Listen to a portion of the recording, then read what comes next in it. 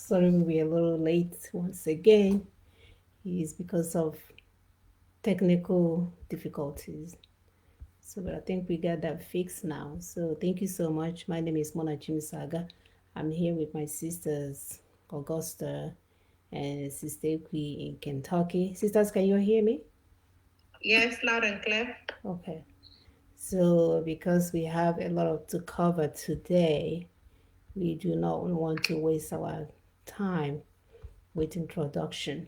So I'm going to start off with our topic for today, which is the lessons of flying on borrowed wings. The lessons of flying on borrowed wings. I think all of us coming from the country called Nigeria have heard the story, the folktale story about the tortoise and the bird, how the tortoise borrowed the bird some wings for him to fly to an important meeting. Unfortunately, when the bird got there, he decided to be arrogant, pompous. As a matter of fact, he used his brothers and sisters. So, in retaliation, the birds were forced to take back their feathers and wings, and the tortoise had a great fall. So, what are the lessons from this story? We should understand with borrowed wings, we can do things that we could not naturally do because of limitations. We do not have to reinvent the wheel because our brothers and sisters have already done so.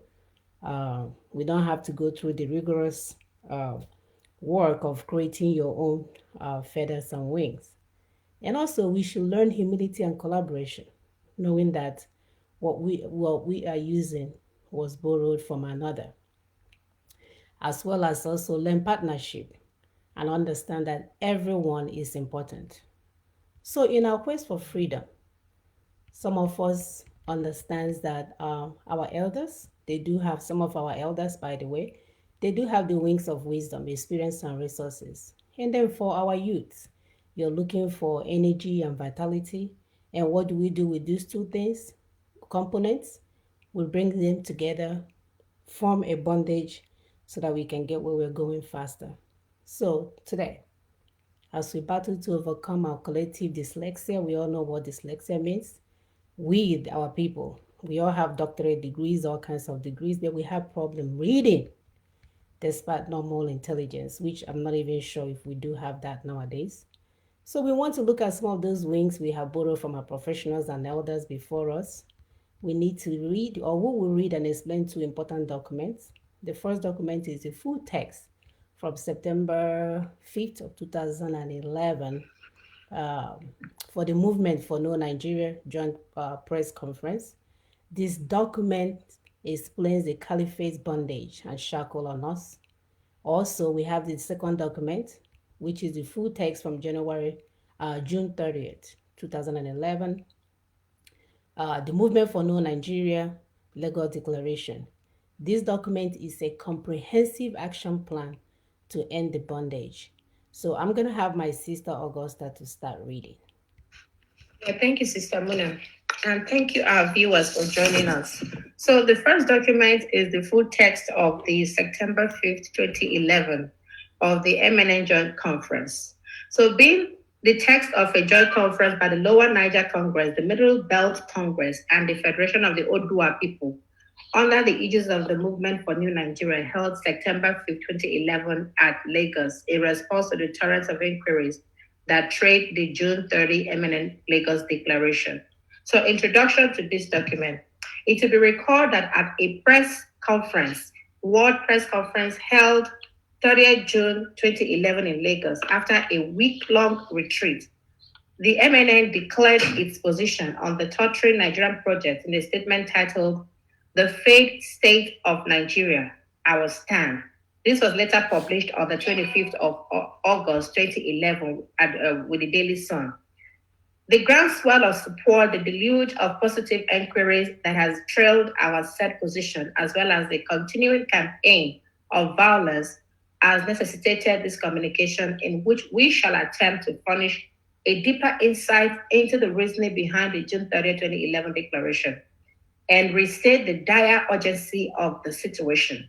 The horrendous attacks on the UN building in Abuja widens the scope of concern and heightens the need for action. The paradox of free and fair elections yielding so much bloodshed has left most observers and stakeholders confused and bewildered, and has thrown up deeper questions about Nigeria than elections could answer. It is evident that the violence is an open confrontation between the forces of feudalism, which had held Nigeria hostage from birth, and the forces of liberty, which for once put up a successful challenge. The violence has its roots in the foundations of Nigeria and has in many variants been recurrent. Just that on this occasion, the whole country was involved in the fray at the time. International attention was beamed on Nigeria. The declaration by the perpetrators of this violence that they do not recognize constitutionalism and democracy as a form of government is very instructive. Now, the genesis. The history of Nigeria came into being as an amalgam of various British colonies in the Niger area. Is too well known to bear any repetition. Safe to mention that in the early 50s, when the departure of the British colonialists became imminent, the peoples of the vast territory, realizing their deep differences, accepted to remain in one political union as independence on the basis of federalism, in which the then federating three regions had autonomy over their territories, while jointly running the federal, which is the central, which is the federal government, as a union office for a limited range of delegated responsibilities. Each region has its own constitution, developed at its own pace, using its own resources, while contributing to the upkeep of the center. However, the British and the Fulani feudalist friends in the north, who had other sinister designs, had managed to smuggle certain dangerous ingredients into the broth for which the independence was offered, became hollow for the rest of Nigeria. Thus, while the rest of Nigeria celebrated what they thought was freedom from British rule in October 1960, the leader and the premier of the then northern region, Sir Ahmadu Bello, and his lieutenants were celebrating something else, succinctly captured in the words of Sir Ahmadu Bello 1 week after the lowering of the Union Jack in October 1960. The new nation called Nigeria should be an estate of our great grandfather Uthman Dan Fodio. We must ruthlessly prevent a change of power. We use the minorities in the north as willing tools and the south as a conquered territory, and never allow them to rule over us, and never allow them to have control over their future.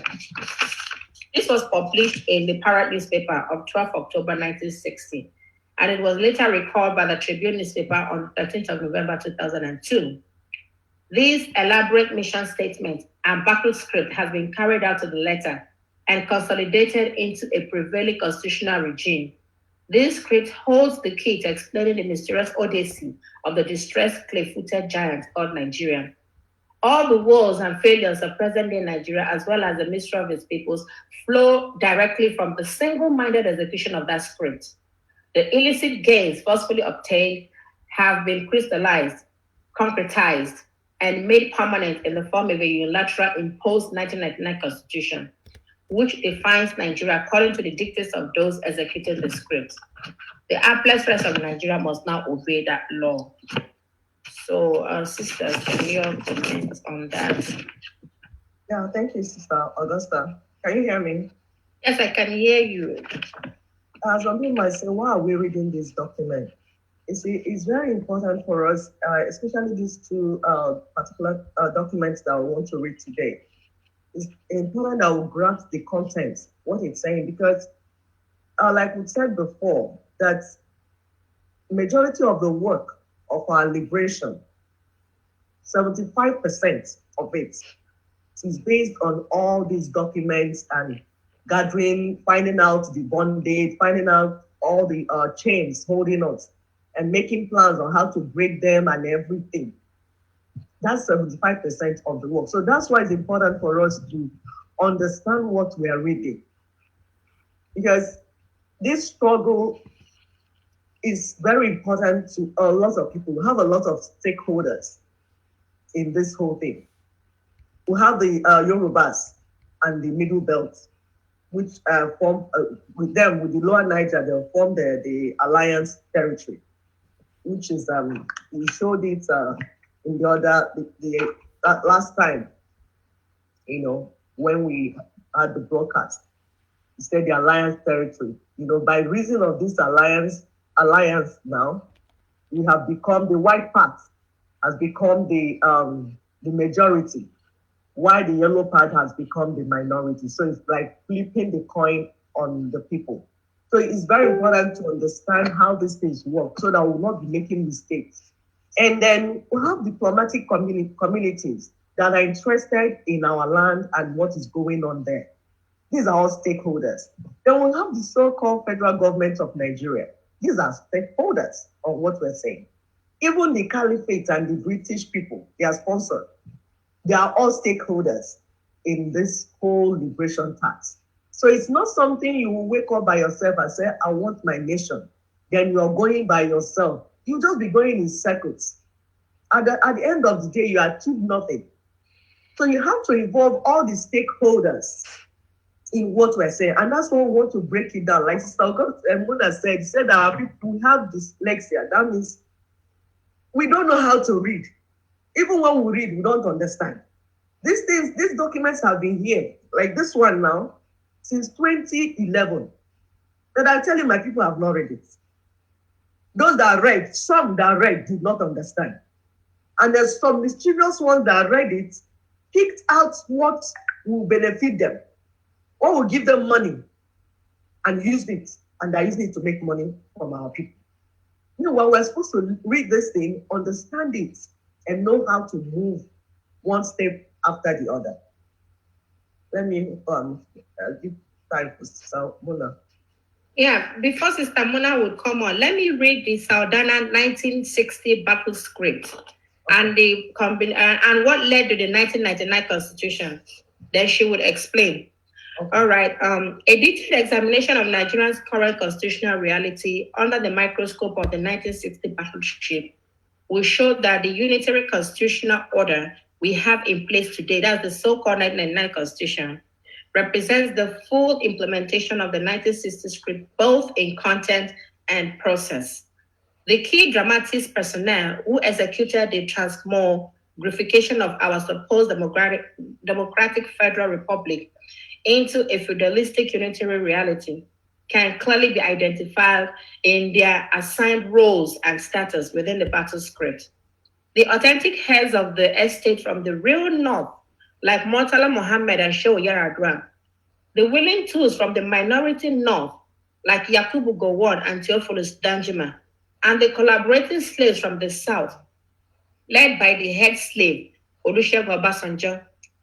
The ruthlessness by which the cold-blooded murders and pogroms which accompanied the overthrow of 5 constitutions in 1966 were executed is unmistakable in the spirit of the script. The kangaroo trial and imprisonment of Chief Obafemi Awolowo for outperforming the British anointed candidate Alhaji Tafawa Balewa at the independence election bears this mark. The May 29, 1962 brutal sacking of the government of Western Region by the feudally controlled federal government via the declaration of state of emergency in breach of the then constitution. The federal-induced electoral heist of 1965 in Western Region that precipitated the wild, wild West wanton killings. The MKO Abiola saga in which the victory at the 1999 presidential election earned him imprisonment and death, while the masses who dared to question the annulment of his mandate were mowed down in their hundreds. All these bear the mark. The judicial murder of Ken Saro-Wiwa and his Ogoni kinsmen by one Justice Ibrahim Auta under the field supervision of one Lieutenant Colonel Dawood Akomo, then military administrator of Rivers State, Odi Okere Koko, Abakiri, Umuchem, and Baramatu, tasted of the ruthlessness by which any push for change was to be put down. The tenacious processes by which the gains of the entire onslaught had been made permanent in the name of the Constitution of the Federal Republic of Nigeria is a reflection of the never allow them aspect of the 1960 script. So, Sister Mona, if you can take this one. Right, okay. So the funny thing about this whole information is that these people were not hiding what they were doing to us.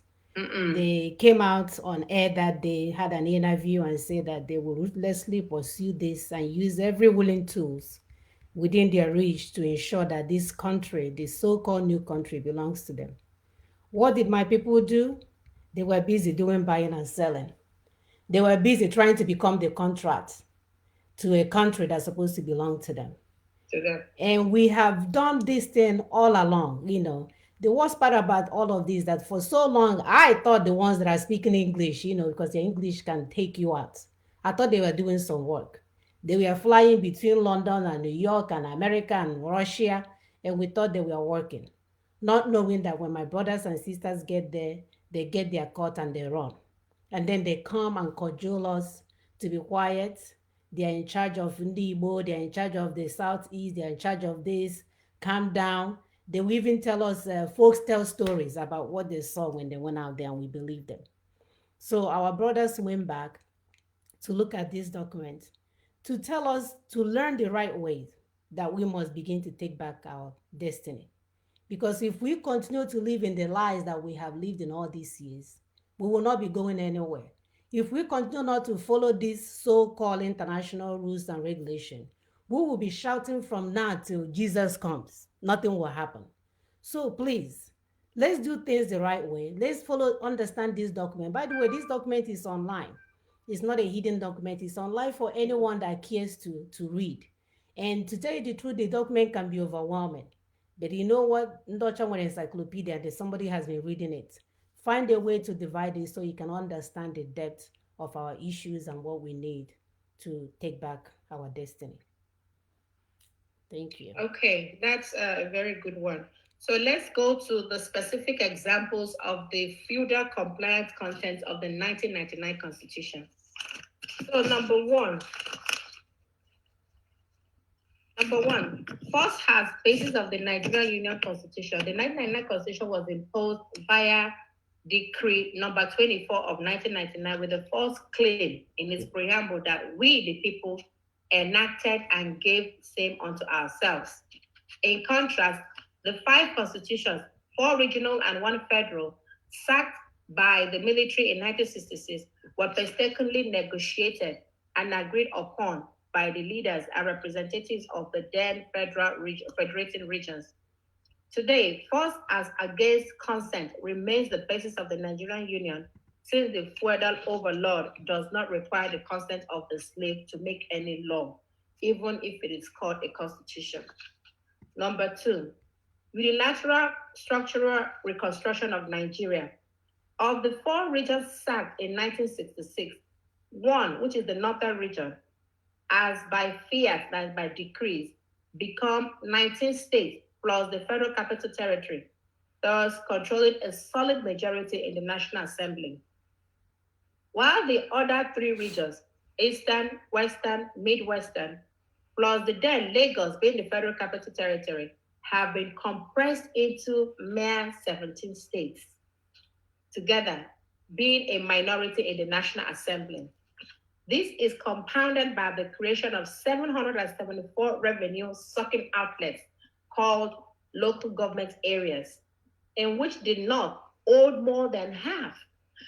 Altogether, no matter who becomes president, the revenue sharing reality is one in which those who bring nothing to the treasury take away about 70% of its content as dictated by the Constitution. These terrible reconstructions were decreed by Yakubu Gowon, Muritala Mohammed, Ibrahim Babangida, Sani Abacha, and embedded into the impregnable fortress of the Constitution by Abdusalam Abubakar. Where went the officers from the southern Nigeria when these major pillars of quality control got so radically reconfigured if there was no script? The feudal overlord must be in control, even if disguised as constitutionalism. Number 3, resource hijack. Can I comment? Yeah, comment. Yeah. Looks like number 3 is a little bit different, Mm-hmm. See, this whole thing is how the caliphate plan to kill us, kill the rest of us. Mm-hmm. While we were awake, we are not sleeping. Our eyes were open. First of all, when we are looking for independence, when Nigeria was looking for independence, these people said they were not ready. that we should hold on. We didn't know that they were not already meant that they wanted to go and bring the chains they will use to tie us. We thought we were not ready so that we could come and discuss. We didn't know that, oh, wait, first, we need to get the chain, we need to chain you people. So hold on. But people say it's only a tree that hears will be killed and stand there waiting. Our military people were there, our technocrats were there, our so-called educated people were there. All of them were there watching, their eyes open. They started tying us from beginning, one after the other, one after the other. Now, like this decree, this decree 24 you spoke about that they call constitution. Usually, constitution, like we say, is the people that will write it. But under the military rule, which they kept doing, one coup after the other, one coup after the other, one coup. The same group like, of people. The same group of people. The same group of people. Mm-hmm. You know, when they say the middle belt is, because I remember, you hear, I, General Dogon Yaro, every day, I, General Dogon Yaro. What is the problem? What is going on? We didn't know that they had finished the plan. Plus those that are willing to, they position all of them. As if they use jazz on the people. Made it by force that they removed, because when you say a federation, the federating blocks will have their constitution and then bring it together. It will not be a federation. Our eyes were open. They overthrew all the constitution from all the regions, threw them away, and brought their decree. And we did nothing. And we did nothing. Now, when the military did that, you expect that when the democratic government comes in, that you say, oh no, this thing is military decree.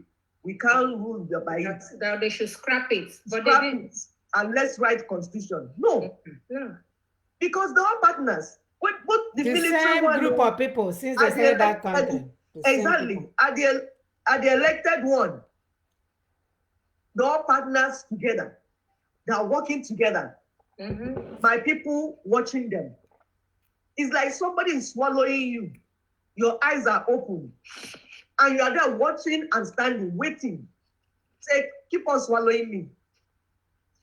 So it's so terrible what happened to us. And that's why we're taking it one by one. So that we will understand how these things happen. And we will know how to start freeing ourselves one by one. Because if you understand how they use chain to chain you, you will know how to start untying yourself. Please Exactly. Go ahead. Yeah, exactly. Sister Amuna, you want to say anything? No, my sister, go ahead. Okay, yeah. So, yeah, exactly. If we understand how they tied us, we will now know how to wriggle ourselves out of the chain. Now, let's go to number 3 of the specific ways in which they put us in the cage. Number 3 is the resource hijack. In 1969, petroleum decree by which the oil and gas assets of the eastern Nigeria, that would be the so-called southeast and the south-south, got hijacked by the federal government, was issued by willing tools. The willing tool they were always using is Yakubu Gowon. Mm-hmm. Yakubu Gowon in the name of war, which breakaway Biafra. With breakaway Biafra. That hijack was made permanent and legitimate by the inclusion of oil and gas on the federal exclusive legislative list in the Constitution. We ask Gowon and his confederates and successors, as the war not ended, the email statement from MEND, MEND, heralding the October 1st, 2010 bombings in Abuja, referred specifically to this constitutional mutilation as the injustice they are fighting to reverse.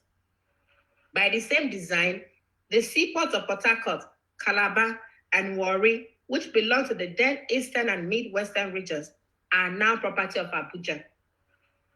The Lagos seaport are falling into this category since the federal capital role, which ostensibly justified federal control of Lagos port, has shifted to Abuja. Bottom line, all assets of value must be in the hands of the feudal overlords. who then disperse as they deem fit. So everybody is in this trap. Mm-hmm. Yorubas are in the trap. Mm-hmm. Middle belt, Igbos, Mm-hmm. South, everyone, they tied all of us Mm-hmm. in this same tribe. All the resources in your land became their property. Mm-hmm. And we're just watching them. Moping. And those Because that when you could, talk of it, so go ahead, my sister, go ahead. and those that could do something about it was busy trying to get their own cut. That has always been the problem of our brothers and sisters. It's always on one in a village, on a number as a chief, all kinds of names that we give to ourselves, all in the name of let me be the one eye king that can intimidate our people. Imagine with all the educations, all the arguments, all the things that we claim that we have, and we are watching, with people that we know that we're better than, that has nothing on us. We watch them wrap us like ogri, even swanya, so wrap us very well like ogri. And they didn't even sell us; they gave us away because if you sell, you may get some monetary exchange back. They just Yes. gave us away as if we are nothing, while our people watch and have their fun and dance and do whatever else they were doing. And this is the reason why I said we are not in a position to be dancing for any reason. This is not a matter of, oh, I'm grateful to God and I'm showing God. No, no, no. God needs to give us more. He has not done anything for us as far as I'm concerned. He has not even started. So we cannot continue to be dancing and saying, I get more, this and that. When we know for all our lives, look at our men and women in their 60s. They have never seen anything good about that country called Nigeria. Never. And what do? Is that we are somewhere in Obodo Yibo, we are doing well, we forget about our homeland. And yet, even when they are here, most of them, their mind is still at home to go back and do something. That's why they can never relax here. That's why we don't look for political positions here, because our head is like, you have to go home. You have to go home. Your brothers and sisters are living in apartments while they're building mansion in Lagos and in the zoo country so they can go back. We really have to get it together. Sister, I don't want to Yeah, deviate. can I come in? Yeah, go ahead. Go ahead. Yeah, the funny thing is that because in a true federation, every region will be in control of their resources. Autonomy. It contributes to the federal. Right. Exactly. Whatever they want to give the federal. Now, federal hijacked everything, stole everything that belonged to everyone. Started giving our brothers crumbs. Something that belongs to you. They would dangle the carrot in front of you. Meanwhile, you are the owner of the carrot. You are the owner of the carrot and the land and everything. They took everything from you. They will be giving you piecemeal. And you are begging, say, please now. Sometimes I hear the governors, I say, Mr. President, come and build road for us. Please, Mr. President, give us some money. We need to pay something. Mr. President, Mr. President was kind enough to give us some money. I say, who did this? Okay. Who did this to you? Something that belongs to you. Somebody took everything from you. You could not even fight it. We are now begging. You became Babiara, became an Almajiri, begging federal government to give you something. Almajiri in a suit and a Mercedes. Exactly. And when they give you, you distribute it among your girlfriends, your wives, in-laws, and everything, and they leave my people hungry. No, it cannot be that. It can't be that way anymore. It can't happen anymore. That's true. So let us continue. Now we've talked about the resource hijack. Now let's talk about the land use decree. That is our number 4. In 1978, the land use decree was used to impose further land tenure system of the North upon the South, thereby expropriating Southern landowners and toppling the well-established, world-acclaimed, age-long land tenure systems of the Southern Territories, and more importantly, destroying a key aspect of the Southern people's traditional economic system, which holds sacrosanct the right to private property. This particular violation locks away billions of dollars worth of what would have been investment capital in the hands of landowners, who are now completely at the mercy of the imperial governors for certification. That is the C of O, or consent, without which their lands remain without significant commercial value. By another decree in 1979, that atrocious law was elevated into the fortress of the Constitution, where it majestically resides to date. A little probe into the title deeds of one big farm in Alta would reveal the kind of use to which the land use decree had been put by the ex-slave through whom it was route. Same evil is replicated throughout the country. The laws of the manor would control all lands. Now, you want to say something? Go ahead, yeah. You know, they sat down year after year. Yeah. When they take this one, they will take the other one. You know, this happened in 1978. They took the land with decree. Do you know now they're talking about waterways? So they took the land, people didn't say anything. Now they want the water too, the waterways. Everything. Why wouldn't the people be poor? Why would Southern Nigeria be very poor? Why would Southeast be very poor? When everything that belonged to you, all that you inherited from your forefathers, they came in and stole everything. All you could do is run away from your land and go to foreign countries to go and file asylum. And that is so sad. That is so sad. You know, we've often said that these people really sat down to write this script and they're playing it to the very best of their knowledge. They are. Now, let's go to the NYSC decree of 1973 by the same stooge. Go on. Any can work out, what will you now do to those that were watching him? I know. All this. And he was a youth, though. When he started this thing, he was how old? 20-something. He was probably in his 30s or thereabouts. Yes. Or 20s. I don't know. Yes, he was just a rascal youth. A rascal youth. I went to school somewhere in London and came back and started doing everything. Use machetes to cut every resource, everything. Both the one that belonged to his own fathers and the one that belonged to his neighbors. He carried everything, signed it away to all the foreigners. Even this Bakassi, you remember when we were doing that? Yeah, the Bakassi Peninsula, yes. He gave it to them out. He gave it to other nations. He don't. Because of the war. But the whole thing was set up by the British colonial armed robbers. They knew the punk didn't know what he was doing, and they want to use his name as the member as indigenous people. Well, I guess there's the indigenous willing to get what they want. Because they're telling him what to do, and he's just doing it. Mm-hmm. Yeah, he was on steroid. He was on British steroid. Took it all, and they're telling him what to do. He was just doing stuff. What does a 27-year-old know about ruling 170 million people? Mm-hmm. And the people were there. The elders were watching him, watching a rascal boy that came back from one foreign land, cutting away everything that people. And they couldn't stop him. And that is where stop him. They couldn't stop him. Why would they allow him do that? Decree upon decree. Decree upon decree. Decree that will not favor our people.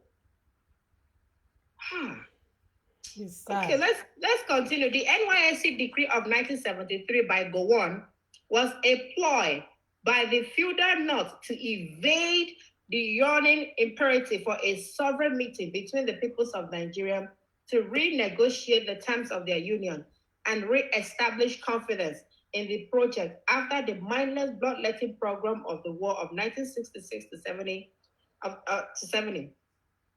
The ghost of that self-deceit resurrected in April of 2011 and came dancing around in Bauchi and other places to the drumbeats of the remnants of the feudal inheritors who had just announced to the rest of Nigeria that they do not recognize democracy as a form of government. They cannot understand why their crown prince, Buhari, will have to be subjected to the indignity of contesting for who would rule over the great-grandfather's estate, which is Nigeria, with a conquered slave under the pretense of the same stupid democracy, which must be a southern or middle belt ploy to choke them out of their inheritance. For that, blood must flow, and it did flow. The hidden benefits of balance of trade in favor of the North, whereby their goods get sent to Port Harcourt and Lagos, to melt into oil companies, banks, and telecommunication companies, dwelling in absolute safety, while the sacrificial lambs from Port Harcourt and Lagos end up in Bauchi and Maiduguri, where they get posted to some Stone Age rundown primary schools with no job prospect post-service, but running the gauntlet between Boko Haram and the ruthless pupils who can behead their teacher for wearing NYSC trouser kits. Still on the subject of copper safety, it is noteworthy that the traditions in the Southern Territories placed a sacred duty upon all to protect a stranger, even at the risk of losing one's life. It was this duty that fell upon Lieutenant Colonel Adekunle Faji as governor of Western Region when he opted to lay down his life in defense of his guest, Major General Johnson Thomas Omunakwe Aguiransi, from the bloodthirsty Theophilus Yakubu Danjuma. Instead of having to live to explain the circumstances of shedding a stranger's blood in his abode. As we sing the requiem of the NYSC program, could somebody explain to Jack and his prayer band that unity is better built on the foundation of mutual volition than that of a forced or decreed intermingling? To the further north, the master never negotiates with his slave, so no to sovereign national conference. Sister, we want to say something about the NYSC charade. Yeah, you see, it's so like when you talk about what Gowon did, there's this idiom that they say in my place. They say you're relating with somebody when you are biting, chewing something and spreading it on the chest. The person is spraying into your eyes for you to be blind. We and these people do not have the same value system. In our own land, we do not kill strangers. We revere strangers. Give them the better place. If you have a stranger, you leave your bedroom that is very good. Give to your stranger, the stranger. Cook good food for them. So while they're in our land, working in oil companies, in banks, they are not educated. Though. You remember quota system? Quota system that you will score 300 in JAMB, who get admission. They will score 100 and get next and get placed. Okay. So with that one, we know that they are not educated. They will still come in our land. They will fill up the oil company. All the oil company that ones working there. That's why you go there, that the directors, they are everything in the oil company. Our own people that are educated, we now go into their interior villages where they are using knife to cut people's throats. To go there in rundown buildings. Where people that serve there, they will tell you the story now. Let me tell you my own personal experience. Tell us the story. My personal experience, I served in Kuta village in Niger State. Oh. This is after Sabongeri, it's so far, like village. No water, nothing. No, it was, oh my God. I'm like, I don't even know how I survived in that village. And guess what? The school where they put me is an all-boys school. Now, they can't stand a pretty lady, a mom, I don't know. They wanted me to dress one kind, to always wear a hijab. I said, never go. But what I maintained was I was always tying scarf anyways, whenever I had to go to school. Whenever I leave my hair open like this, the boys, they'll be, I don't know what they were speaking, So it was a terrible experience. And I remember that period was when we had, I think something happened in Denmark. Somebody wrote about Muhammad in Denmark or whatever. There was a pedophile or something. Or was it when they tried to bring, I think they wanted to bring this beauty pageant to Kaduna or Khan, I'm not sure which one. I remember those two experiences because we had one Malam that speaks Yoruba very well. And because I understand Yoruba very well, he will come and tell me, say, Auntie, don't come out this time, don't do this, don't do that. He was always coming to give us hints about when to come out and when not to come out. You understand? So it was a terrible experience. And we couldn't wait to just finish this service and get out of that village. It was a terrible experience. And I was imagining those of us that are supposed to be probably in oil company working them because I did industrial chemistry or pharmaceutical. Now you're a teacher. Like, they took us to village. You're a teacher in a terrorist camp. In a terrorist camp. Meanwhile, they could not get to, they were sent to Lagos, they were sent to Port Harcourt, they were sent to Abuja, they were sent to all the cities and moved. I want being a city, they moved us to the village. So it was so terrible. But they were so intentional. They knew what And they were doing. So intentional. So intentional. Our elders were watching. How Anna, you cannot find a job there? What are the jobs? So intentional. It's very they did it It's a intentionally. terrible situation. They did it intentionally. Now that's like if you're on the table before, you now switch. We are there. When you now sleep and wake up, the person on the table is on the floor. It's on the floor. On the floor is on the table. No, it was a terrible experience. Anyways, that's what we've been saying, that they hijacked this situation a long time ago, and our people kept sleeping. Our people are still sleeping. And that's what nauseates. And that's why we are reading it for them now, because I don't know how this document will be there.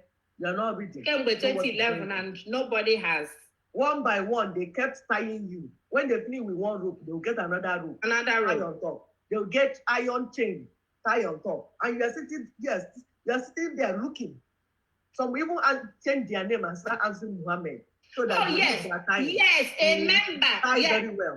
One Edo guy. He went, before we were leaving, he started wearing this long robe and he changed his name to Muhammad. He did. He converted to Muslim one time because one of the politicians was supposed to give him a job. Yes, no. And I'm like, why would you do that? It will make his life easier. If he finishes and goes back to Benin, there is no guarantee he's going to get a job there. I said that you have to convert to a Muslim to get a job in your supposed country. Yeah. Yes. The answer is yes. So what are you gonna do about it? Anyway, let's continue. So number 6 of their wicked plans, the 68-item federal exclusive list. The desperate bid to bring everything under absolute control in keeping with the dictates of the federal script is reason we have a 68-item federal exclusive legislative list in the 1999 Constitution, resulting in over-centralization and gross inefficiency, corruption, and infrastructure decay. Electricity generation and transmission, police and firearms, railways, ports, aviation, highways, prisons, mines and minerals, and a long list of other items, including driving license and vehicle plate number, which the federating units would have more efficiently handled and which the defunct regions are charged over. Now, all await the pleasure of Abuja. And the result is the disaster we have in our hands now, where we shamelessly discuss how our electricity can grow from less than 3,000 megawatts to 5,000 megawatts for 150 million people. When South Africa, that is less than 50 million people in population, they run on over 48,000 megawatts. No amount of reforms, monitoring of Vision 2020 will change anything until that list is congested. The autopsy reports on Nigerian Airways, the National Shipping Line, the Nigerian Railways, NITEL, NEPA are living testimonies of this route, of this truth. It's so terrible that somebody did not only tie you. He knows that you can run faster than him. He already knows he can run. Rather than allow you to run, he tied you so that you don't run.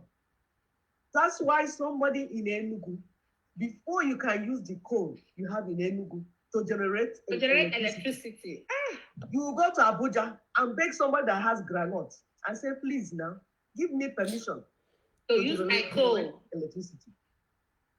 If you want to build road, you go to somebody in Katsina and say, please now, allow me to build road in Anambra State.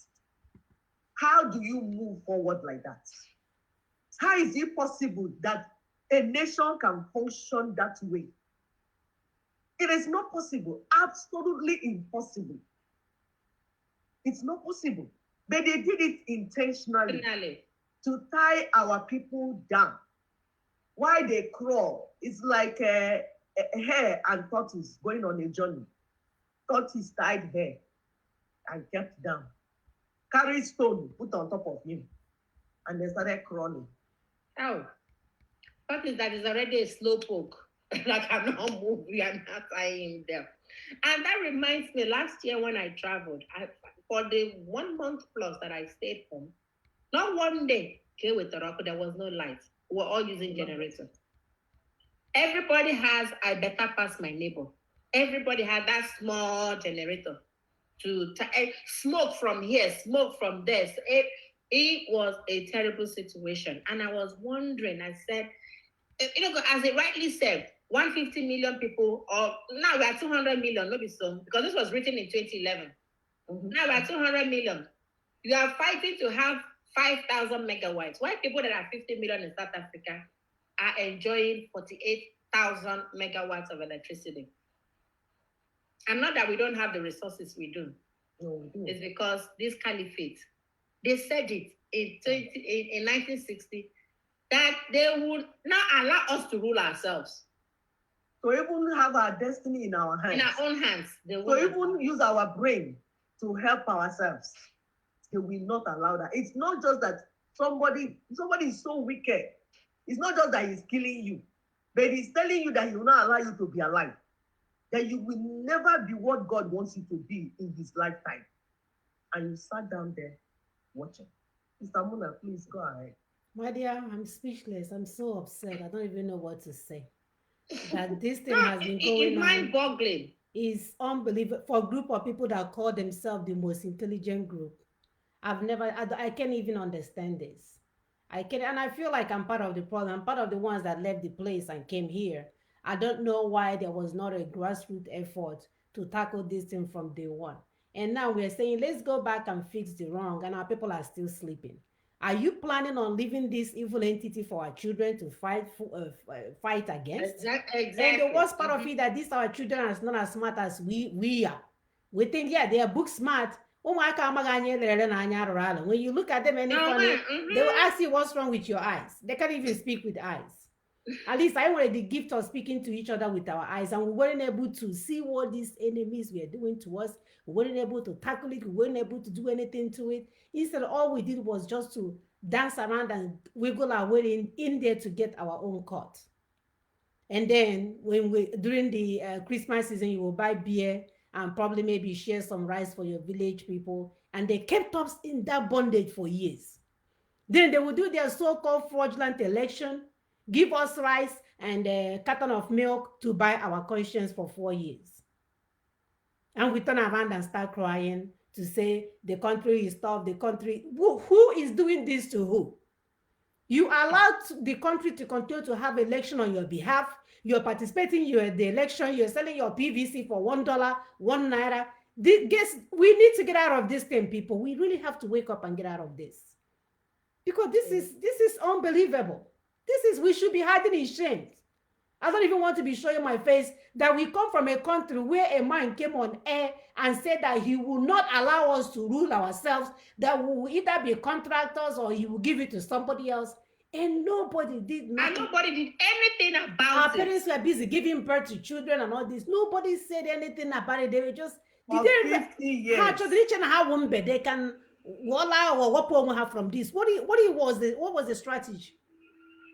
What was the strategy? Sister, I'm too upset. Strategy is sit down the look. Sit down the look. And that is what we've been saying about blueprint, about roadmap. These people, that's their roadmap. You understand? Yes, and they've been executing it from day one. From day one. Before they went into that Nigeria. They never believed in one Nigeria. They never believed in one Nigeria. From beginning, they were out. What can we do to conquer these people and take all that they have? Mm-hmm. Our own people were busy thinking of what they can do to parcel themselves and give themselves to them free of charge. Take. It's sad. It is sad that these people. So why they're telling us to wait? They weren't ready for the independence. They went out and connived with the British to give them the roadmap on how to actually tie us so they can be their agent. That's what they did. Mm-hmm. That's how they ended up making Zeke the prime minister, knowing that he won't have any power, and then power will go to the other, will be a figurehead. This thing was just strategically, and these people in the Bible keep saying, that's why I can't stand any more English language. How now says they put on hey you suit now with the language.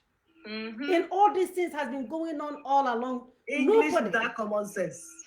English without common sense. They must think all got Cambridge, all got Oxford. And so what? So what, Mr. Oxford and Cambridge? When you cannot And apply Harvard. what you studied in solving practical problem, in solving a problem that is facing you, you cannot apply whatever you studied. You have degrees, 7 degrees, but you cannot use it to solve practical problems. Of what use is that degree? Unbelievable. School or no hotel. Sister, continue. All right. Number 7, non-accountability under the 1999 Constitution. Since accountability is anathema to the federal system, provisions were worked into the 1999 Constitution to banish any form of accountability and comprehensively protect the laws of the manor. First, Section 6 of Section 6C, which renders the entire socio-economic welfare provisions in Chapter 2 of that Constitution non-justifiable, non-justiciable. Nah, you know this legal term. I think you know here. Just say it. You're The way you say trying, it my is okay. sister. You understand? In effect, cancels You the. didn't go to law school. I didn't go to law school.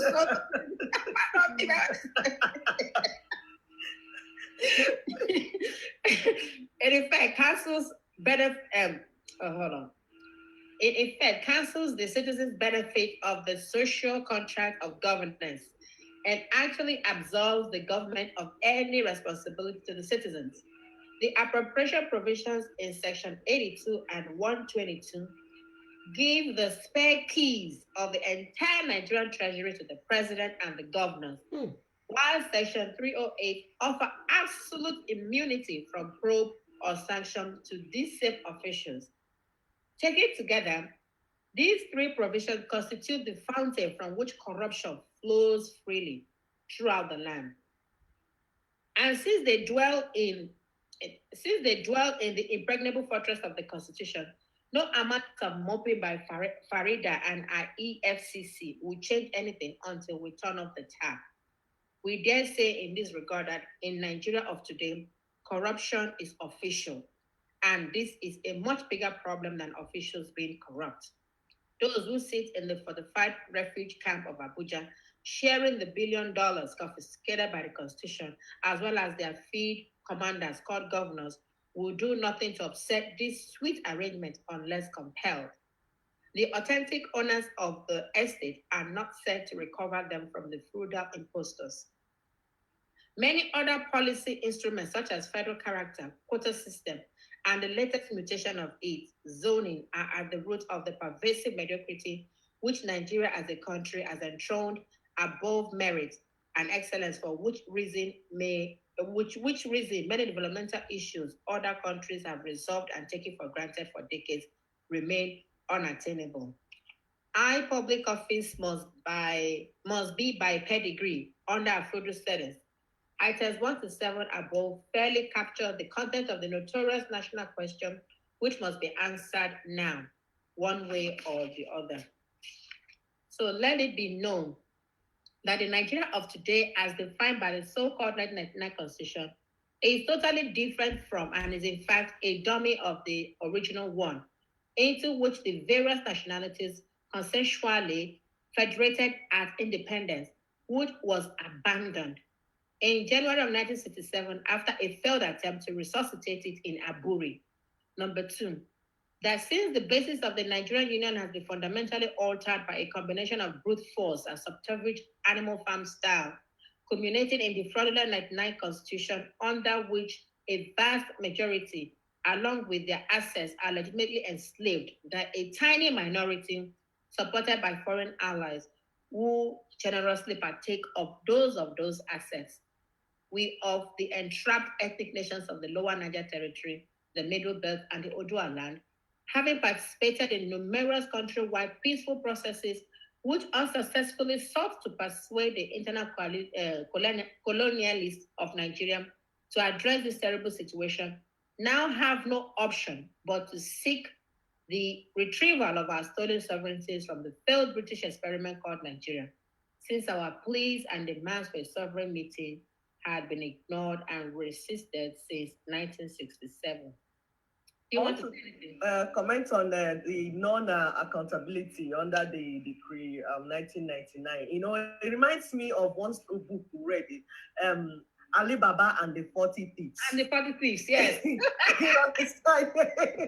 These people made, a decree upon decree on how to steal everything. When they now finished stealing everything, they now made the final one who puts immunity on them, like, don't, you won't access. You don't have the right to access. That's why when they went now, they were going to telling say devaluation of power, devaluation of power, or something Devolution like that. of power. Yeah, and at the national whatever, Whatever. they refused because these are armed robbers now. They stole the things that belong to the people, and you're telling them to bring it back. How do you think that they will give you power back? You will have to take it by yourself. You have to stand up and take back the power. They will not give it to you because they are all armed robbers. Both the original thief and the accomplices. Yes, they are small boys. Those ones called themselves senators and all those. That's the rules. Yes, of the original thief. So the original thief has made laws and decrees on how to steal everything that belongs to us. That's why we say that we don't have anybody to speak for us in Abuja. Because these are homo thief, like when you have the thief, you now have the small thieves that are thieving. The thief boots of the thief.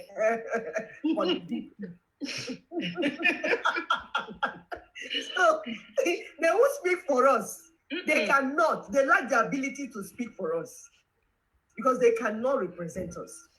They are collaborators in the stealing and robbing of the rights of the people, of the indigenous peoples. But you know what? They feel like they have the rights to stay with, because when they give you a bag of rice and they give you an oil and you take it from them, you're saying, I'm for you. Exactly. So when they get there, they do what they want to do. And that's why we need to bring down this fraudulent constitution. We should no longer run elections under this constitution, because once, whether or 1,000 or 500 naira or Maggie box or whatever they are giving you, you are selling yourself for another 4 years. South Africa have done this before, has done this before. A lot of countries have done this before. Where once you reject having that election, that now gives you the right, it gives you back the mandate, that you're not giving it back to somebody else, that you the people of this so called country called Nigeria. Now we the people, now we have the mandate to say, hey, we no longer want this to continue. So this is an important part of what we need to do in order to get where we're going, because as long as we are running an election under this constitution, we are in agreement by default. By default. That is okay with you. And you can't call international communities to come and get you out. Nobody. That's why you will scream from now till tomorrow. That's why you post all the gory pictures. That's why you will have all kinds of broadcasts and nothing will happen. You have to extricate yourself. Emergency broadcast. You have to extricate yourself. You have to extricate yourself from this constitution. If you are still working under this constitution, you are in agreement by default, and no UN will save you. No international community will come for you. In fact, they will invite China to come and give you vaccine by fire, by thunder. If you don't want it, the vaccine will go in your indomie and you will eat it by fire, by thunder. That's just the way it works. No other way. So you have to be educated about what the issues are. Your ignorance will not save you. And we keep saying this every time. Whether you know or not, whether you are part of it or not, when the consequences come, you will bear the consequences. So isn't it better that you drop your dyslexia now and start knowing the information around you? Start asking questions before you invest your time, before you take anything from anyone. Are you selling your conscience? Are you selling the future of your children? These things are the things, especially we mothers, must take serious. Every election, every rise that you take from Okorocha, what you're telling Okorocha is that, Okorocha, I am with you. Yeah, continue to sell our land, continue to sell our inheritance, continue to dash to anybody all inheritance that our forefathers brought. And that is why Okorocha, the building in Owerri that fell, the 8-story building in Owerri that fell, I think 2 days ago, 3 days ago, that collapsed, killing about 15 people so far. They've been able to bring out 15 bodies.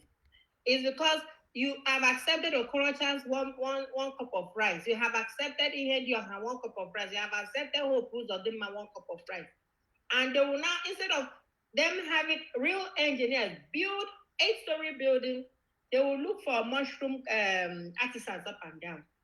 When And you yes, take their rights, you have sold your rights.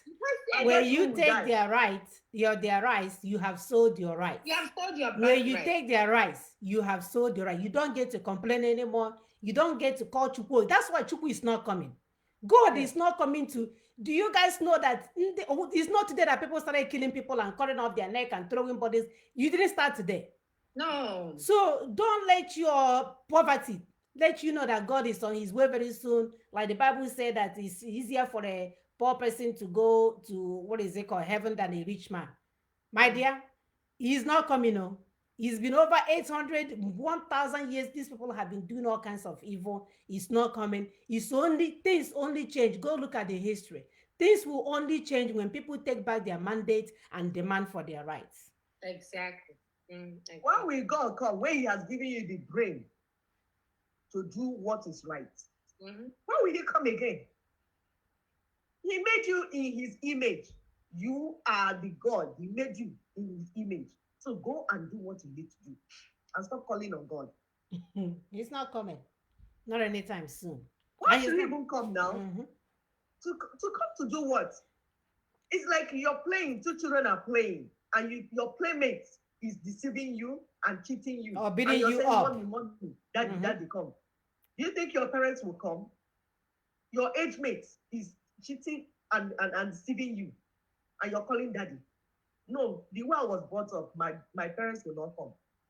They'll say, is that not your mate? That's yourself, exactly. Is that not your mate? You guys are lucky. My mother will give you a dirty slap and ask you if the other person, did the other person have a big head than you? Do they have two heads? 2 heads. So that your head can format and realign.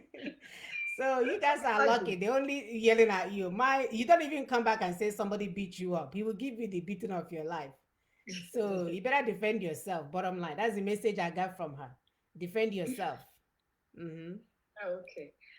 All right. So let's continue. And number 3 of what we all need to know, that those who on May 29, 2011 swore to preserve, protect, and defend the 1999 Constitution were by implication offering their best abilities and might to preserve and enforce the enslavement and torment of those who are currently enslaved by the fraudulent 1999 Constitution.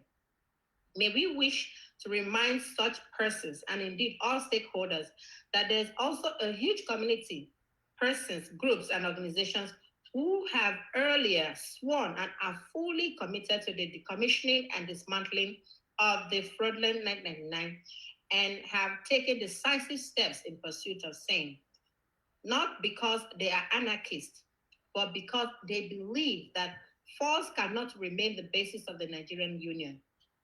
The MNN, Lower Niger Congress, Middle Belt Congress, and the Federation of the Odua people are in the forefront. PRONACO was an initiative for the same goal. NADECO was and is back now. Change Nigeria has been shouted from the rooftops. OPC, MASOB, MEND, AQUAT, AQUAB, and even Boko Haram, etc., are all a practical rejection and repudiation of the 1999 Constitution. They sit at the Federal High Court, Abuja and Lagos, challenging the legitimacy of the 1999 Constitution and seeking its orderly termination and replacement by a negotiated alternative can pass for a winding up process for the foisted Nigeria. It smacks of criminality for anyone to continue the governance of Nigeria on the basis of the forged and fraudulent 1999 Constitution. 12 years after the exit of the marauders who first imposed it, it is a pity that the body of lawyers in Nigeria have kept mum and are colluding in this horrible affront on the rule of law. Should I go? Because when we talk about people not being able to apply what they've read, have lawyers in that country. And this is prevalent everywhere. Mm-hmm. senior advocates of Nigeria, professors at law. Mm-hmm. You were there, and the constitution of the people, their constitution, the various constitutions, were hijacked. You did nothing. They committed treason against the people. Nobody spoke for them. No, it wasn't in their law book. Oh. Wasn't there? It's sad. It's sad. All right, let's continue. Number 4, that amendment is not an option since the National Assembly is itself in dispute. Neither do the members have constituent powers to make or remake a constitution. So that brings me to the fact that people were like, oh, that constitution is not the issue, that the NAS, that's the National Assembly, can rewrite another one. But what They did don't have the right to rewrite anything. It's not their duty. It's not their duty. The constitution, the governance emanates from constitution. Mm-hmm. So if there's no constitution, there's no governance. There's no government. You don't have a there's job. No government, exactly. Mm-hmm. You don't have a job because that job you're doing is based on the constitution. On the constitution. It is the constitution that gives you the power to do the job you're doing. So how can you review constitution or write constitution? You have no business with constitution because if there's no constitution, you don't have power. There's no governance. You store the mandate of the people. Mm-hmm. The earlier you get out from there, the better for you. Awesome. Mm-hmm. Because there's no constitution. Mm-hmm. The people will have to go and make constitution. Then out of the constitution that the people made, you will not have power to govern. Exactly. They will not give you power to govern. And so far the people have not made constitution, you don't have even power to govern them. That's true. Whatever you're doing is treason. Mm-hmm, exactly. That's what it is. You're committing fraud. You're just anything but governance because you don't have the authority, you don't have the power. And that's why we tell them that what they're practicing is not democracy. It's the extension of military. It's indirect rule of military. It's military. It's military. The constitution is actually decrease upon decrease upon decrease. So it's not constitution. No, it's not constitution. The people of Nigeria have been conquered by few generals. And they have refused to free us. And they want us to be singing for them and their children. I know.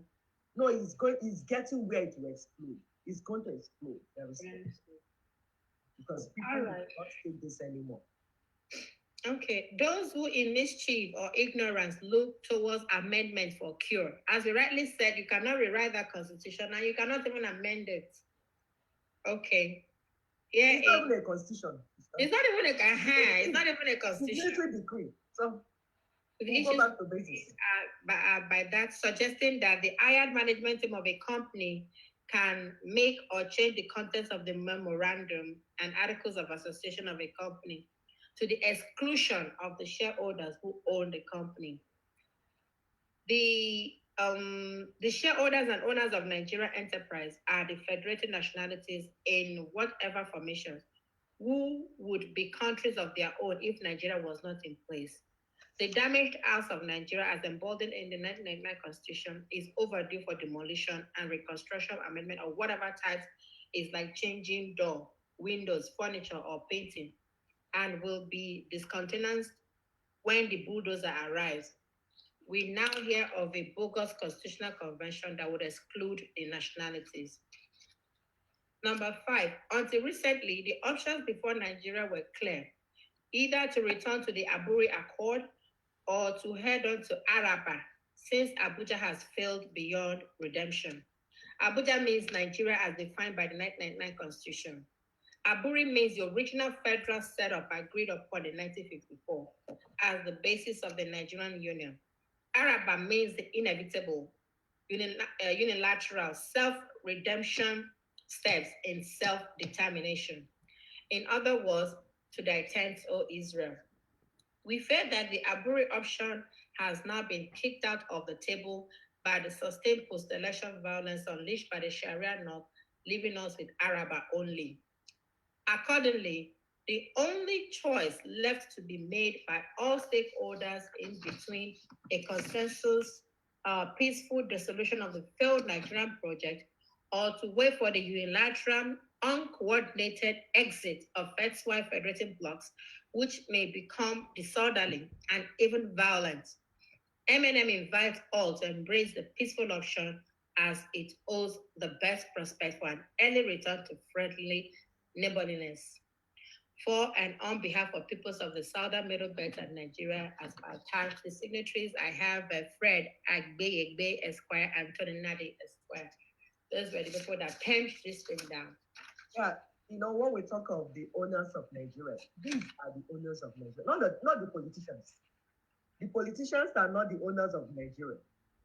The people of Nigeria are the owners of Nigeria, and these are the emerging federations, the federating units, that make up that geographical space, as Awolowo described it.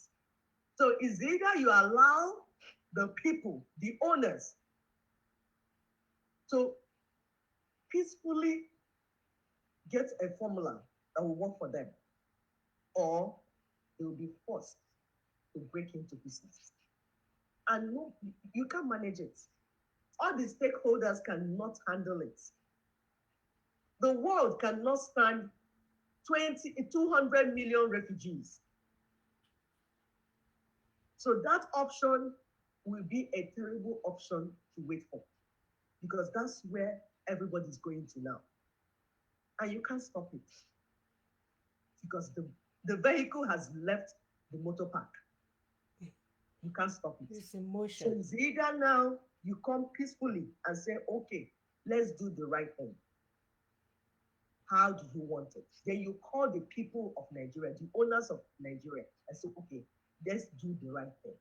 But if you continue to imagine that you are deaf and dumb, you are not hearing, all this sound of war and rain gathering in the cloud, that you're not hearing it, what happens to deaf and dumb people will happen to you and your children and your generation, because nobody will be spared. The sad thing, thank God for social media, even though it has all its disadvantages. But at least it's a platform where we can begin to teach our people certain things. They don't even know that they have the right. They don't even know they can take back their mandate. They don't even know they can say, oh, no, no, no, no, this is not working for us. For so many years, they hid information from us. We weren't, children weren't taught history. Nobody knew anything. Oh, I'm walking around Olokojo street. That's where you see yourself. And you start performing like a Olokojo person, not knowing there are something things that are something is better for you. So thank God for several platforms that we can use to educate our people, for them to begin to say that it's because we keep saying we are not the first to ask for our mandate back. If you look at history, historic data tells us that people have done this before. They have done this over and over again. Even look at Hitler.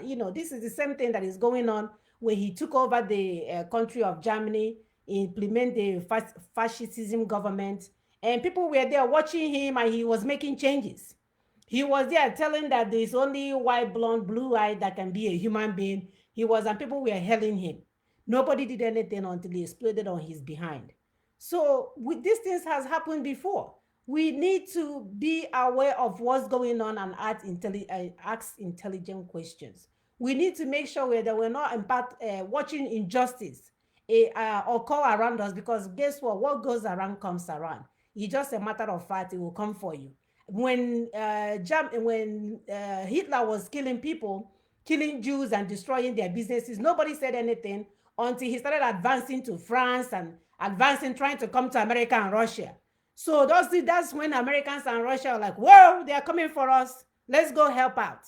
So we cannot wait till things fall apart for us to do this. Now we're appealing to the Westerners, because they are the one in charge of all of this. They are the one that can wake up and decide to break this country and help everybody go. For them to do the right thing. We keep saying that you cannot handle 200 million. You think South Americans are bad when it comes to jumping the fence? Because you guys already know we are monkeys. We will jump 1 billion fence for you guys and jump coming. There's no stopping us. So the earlier you guys come together, tell yourself the truth. Whether you have an oil rig, an oil well in our country, we need to be living as a human being. And we, the African people, saying we can't do this anymore. We just cannot live this kind of lifestyle anymore. And we're not even asking for much. Just like the South Americans, a lot of them are not asking for much. They're happy to live in their little trailer home as long as they can go to work. They're not afraid of working, go to work, plant in their garden, and come back and eat. That's why they're not asking to fly to France and have tea. Why is that difficult for the world to understand? Why are we watching the blood of Africans flow on the streets of Africa? Nobody is doing anything about it. And now the Chinese virus came and dislodged everything that is being done for people to have their freedom. We really have to get it together, people. We have to be an educated consumer. We have to know what's going on around us. We have to speak. Either way, you're going to die. You have to speak when you see an injustice so that we can break this place down and move on with our lives. This is too much. Thank you, sisters. Yeah, sister. Yeah. Do you have time to go to the second one, or do we push it to next thing? Yeah, let's push it to next one because it's 10 o'clock. Okay. So, Sister Augusta, are you done with that document? Is that the last? Yeah, I'm with the document, but as rightly said, let's push it to the next because it's also extensive, explains a lot of things, and this is actually the exact declaration that was made. Yes. So we want to read the declaration the way it is written. It's about 6 pages. So we just want to read it. And that's the action plan. And that's the action plan. To the end of the bondage. Exactly. And narrated all the troubles and woes. We've been the chains, the different chains that we used to tie us at different times. You know, they tie phase 1 as if we are not properly tied. They tie phase 2. They bring another one. Say this person is about to lose it. They bring another one and tie. Continue to tie. 7. That's still tying. When they finish, they cap it with humility. Say, you cannot ask us questions. Exactly. You, your mouth is simple. Don't ask us questions about how we tied you. Remain tied. That's funny. That's sad. That is sad. I pray that God will give our people the sense that they need to begin to ask the right question and get themselves out of this. And we're praying for people at home. We've been saying time with that number, do not take anything from Chinese government or the zoo government. Do not get any vaccination from them. Do not get anything from them. Let them give us our own lab. We can make our own vaccinations. We can make our own vaccines. So we have, our people, they may not be able to read. Professor Iwood there, he has something up his sleeve. So we can. Did you know they went and burnt it in his lab? Really? In the peak of this COVID, whatever. Somebody came and set the place on fire. It's becoming clear why they set it on fire and who did that. Wow. So we just need to run. We need to run. We can't take this no more. We can't continue to sleep. You know, like what they can sleep in Mulanya. Yeah. You are awake, but you are asleep. You are awake, you are asleep. We can't afford to do that anymore. We cannot. There's no way we will continue this way. We can't continue this way. And that's why we're sitting down to read these things to our people one by one. For you to understand that it's not by shouting or making noise. It's by you strategically sitting down and asking, how do we remove each rope, each chain? Rope. One by one, the way they wrapped it. Start unwrapping it, one after the other. And get ourselves untied. Because everybody's inside. It's not just the Igbos. Everyone, the Caliphate tied all of us. And thank God the other parts now understand what has happened and are ready to work with the rest of us. And that's good news. And that's why we're sitting down here trying to explain what is going on. Because work is going on. I really pray that people, come next week, we'll give you more details for you to understand that work is good. That's what we title this, Flying on Borrowed Wings. The job has been done. It's for you to just fly. The wings are here already. No need to go and allow yourself to be killed for nothing. You don't need to die. You don't need to die. You don't need to be killed.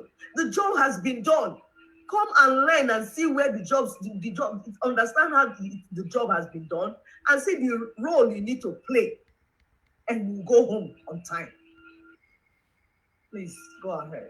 Absolutely, absolutely. So that's our prayer for our brothers and sisters, that we begin to understand what is needed to get us back where we need to be. Because the people that we are dealing with, they don't have a heart. Look at their history. We are fortunate to watch a video called Plantagenets, and these people are murderers. They Oh kill my their God. nephews, they kill their aunts, they kill their Oh my mothers, God. they kill their sisters, they sleep with each other.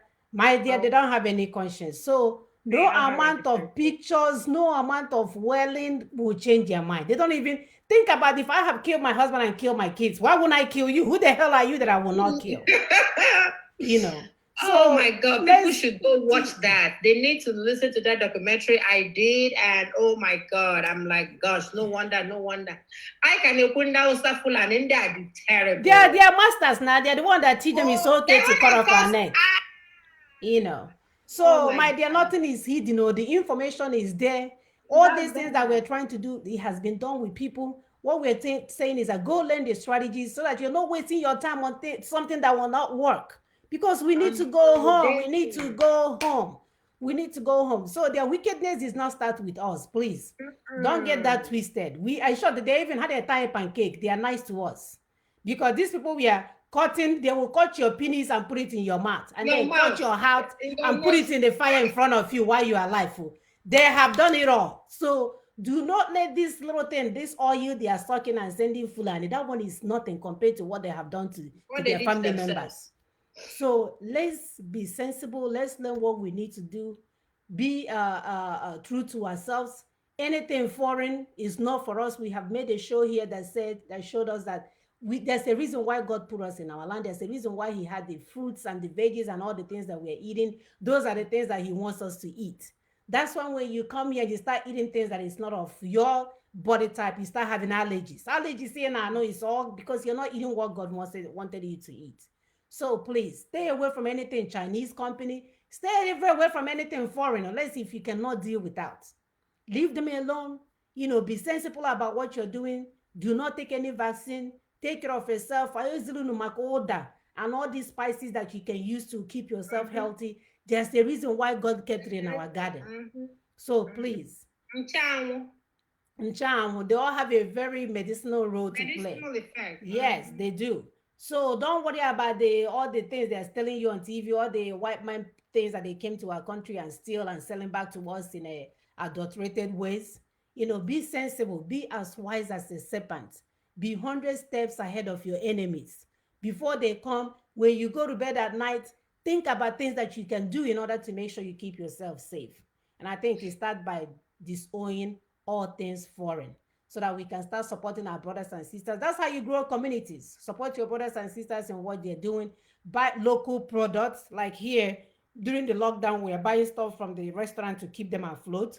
So if you don't support your local companies, then you will continue to have issues. You're buying all these things, they will seize our brother stuff, and then they will allow China to bring their chemicals, and we're buying it. If we don't buy it, China don't have any choice than to turn around and go back where they came Go from. back It's to where that they easy. came We don't even have to fight them. All we do is to reject everything said made in China or close to China, and they're out of the continent. Of So course. it's not a rocket science, my It's people. simple. It's So simple. And yeah, we have said it here now, boycott or boycottable. We have from. said it. Stay yes. away from their things, their nonsense. They will die a natural death. They will disappear. That's the only way. They, That's they the don't they don't come into black communities because they want to improve the nature of that. They came there to come and steal what you already have. So for and those give of you us, poison in the process. I'm poisoning the process. You see all kinds of 2 minutes Indomie noodles. I don't even eat all those things because how Chemicals. can you cook something for 2 minutes? Because yeah, yeah, yeah. How do you know it's not the body of our brother that was kept in Chinese prison? How do you I know? know. It's possible now. It's possible. Then when you finish eating, when somebody is talking, making sense, you're not understanding because you have filled your body with Your, chemicals. your brain with all kinds of God knows what. All right, my people. So thank you Thank guys for you. joining us. We'll continue next week. Hopefully we'll come on time. I just realized I had this thing on a wrong on a wrong platform. It's supposed to be on our Daughters of Truth. Yeah, I observed that I too. noticed it, but I Yeah. thought maybe the other one didn't work. No, it did though. My day, I tried to do something and it wouldn't work. So I logged back off. When I went back, I didn't realize I didn't click that one. Whatever. Okay. So we'll see you guys next week. Thank you guys for joining us. Goodbye. Okay.